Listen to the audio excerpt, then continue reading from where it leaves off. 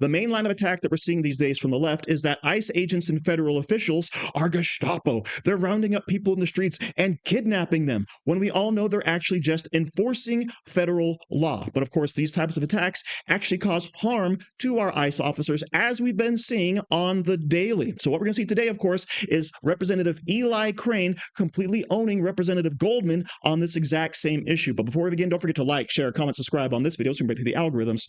Here we go. Mr. Thompson, in your opening statement, you said that these agents wake up, they put on their uniform, they put on their star, and they do their job with civility. The problem is that's not the case. They don't put on a uniform. They don't wear identification. And they go out with masks on to violently, in many cases, arrest unsuspecting immigrants, nonviolent, many of whom are actually here legally. So let's take a little bit a look of the other side of the perspective and roll a video, please. I'm sorry, were you asking me a question? No, let's roll a video.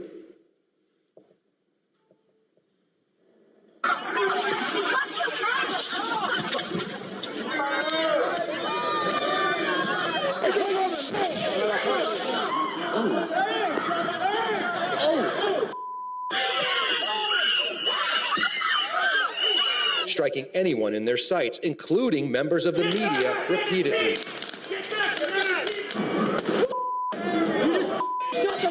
Damage to his brain from being slammed headfirst into the ground. What am I doing? Hey,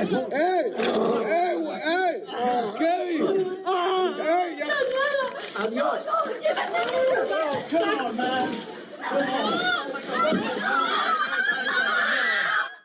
We should not have in this country our law enforcement agents walking around in secret using excessive force like that. You all, I know, agree that. We don't need secret police in this country.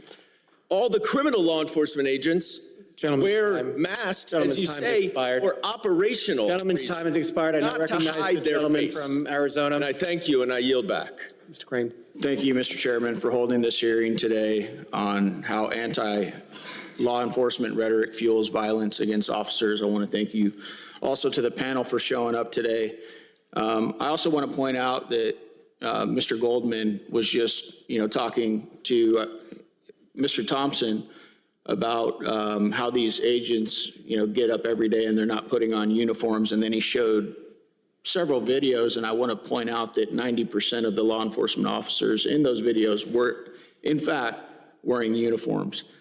Now I want to pivot to you, Mr. Hodges. In your opening testimony today, I want to read through some of the transcript that you provided the committee. You said, "I've been on the receiving end of threats and violence due to the work I've done in the name of the law." Did you say that in your opening testimony? Yes. You also said in paragraph 4, law enforcement is predicated on the notion that we are a nation of laws. Did you say that as well in your opening testimony? Yep. And then you say on the second page, "The fact of the matter is that right now in the United States of America, there is a secret police force abducting people based on the color of their skin." Did you say that as well? Yep. You really believe that? Yep. So you don't think that our law enforcement officers are going out and trying to arrest people who are here illegally that are also have been convicted of crimes? You don't think that that's what they're doing? I think they do that sometimes, sure. Yeah, that's what they're doing. And it's funny because you say in your testimony that I've been on the receiving end of threats and violence due to the work I've done in the name of the law, yet you're sitting here and you're saying that these law enforcement officers, you're fueling the same rhetoric, and now people are going to come after them for that. Do you agree with that, Mr. Thompson? 100%. Mr. Hughes? What about you, Mr. Yos? Absolutely. And I appreciate your service. I do. I know it's not easy to put on a badge, but I can't believe you would sit here and say that. You would complain about the treatment that you've received because of the work that you've done in the name of the law, and then you have the audacity to come in here and say that these men and women, federal law enforcement officers, are going out there abducting people because of the color of their skin? Yes. Yeah. That's rich, and it's pathetic, and you should be ashamed of yourself. It's funny because I got a buddy of mine who doesn't have the same color of skin that I have, who's texting me right now during this hearing, watching you. The guy worked in the Border Patrol for a long time, and he told me, he texted me, that's a slap in the face to all of us who go out there and fight against cartels and criminals each and every day. You're trying to make it about color of skin, and we all know at the end of the day, there are so many law enforcement officers, great law enforcement officers that represent all of our communities that have every color of skin out there. They pray to different gods, and they're just trying to do their job. Do you find that ironic that you're actually doing the same thing that you're complaining about in your opening statement? Is that lost on you, Mr. Hodges? I don't understand the question. Yeah, I figured you wouldn't. Immigration and Nationality Act. The Immigration and Nationality Act, INA, gives the Department of Homeland Security, DHS, broad authority over immigration enforcement, detention, and removal. DHS agencies like ICE, CBP, USCIS exercise powers delegated under the INA, including arresting, detaining, interrogating, and removing non-citizens who are in violation of immigration laws. That's exactly what they're doing. They're actually carrying out the laws that we pass in this country. That's pathetic, man. I want to play a video. You guys got my video? Anybody? All right.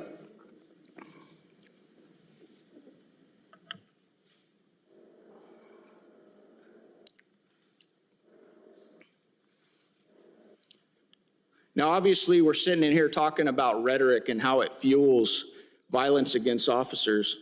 For you guys that represent so many officers around the country, what do you think it means to people that, are out there watching and listening, watching social media, watching the news, and they see a member of Congress who sits on this committee go out there and behave like that? Go ahead, Mr. Thompson.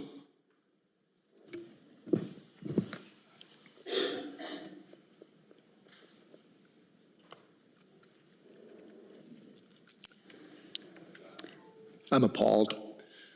I'm disappointed. I believe it's beneath the dignity of this body, this committee, and membership to it. And quite honestly, I find it reprehensible, and it's obviously dangerous. Thank you. I yield back.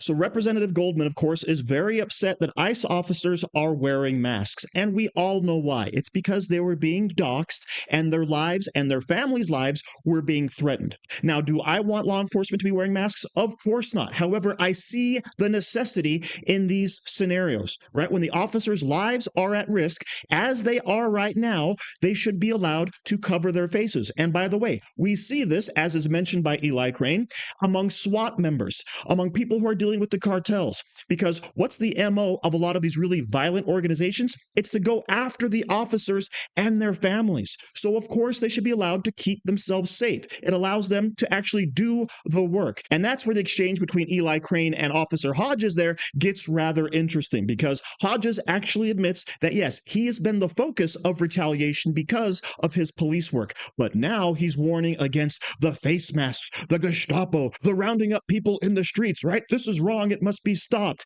Yeah, there's a reason behind it. Okay. And we all know the reason because you just said it yourself. Okay. But back to Representative Goldman. He plays that video and says, look at all of these examples of excessive force from the ICE officers, right? I'm looking at that video and what am I seeing? I'm seeing people blocking ICE vehicles, people blocking ICE facilities, people resisting arrest, and of course, people trying to stop other people from getting arrested, all right? That's what I'm seeing in that video. And I love how Eli Crane actually pulls out his own video of New Jersey Representative LaMonica McIver actually being a part of all of that. Remember, she got indicted for physically assaulting those ICE officers, right? For blocking and trying to enter the ICE facility. And this, of course, is the type of action we get from our elected officials. What type of message does that send? Oh, as is mentioned by Mr. Thompson there at the very end, it's disgusting, right? It's beneath this office.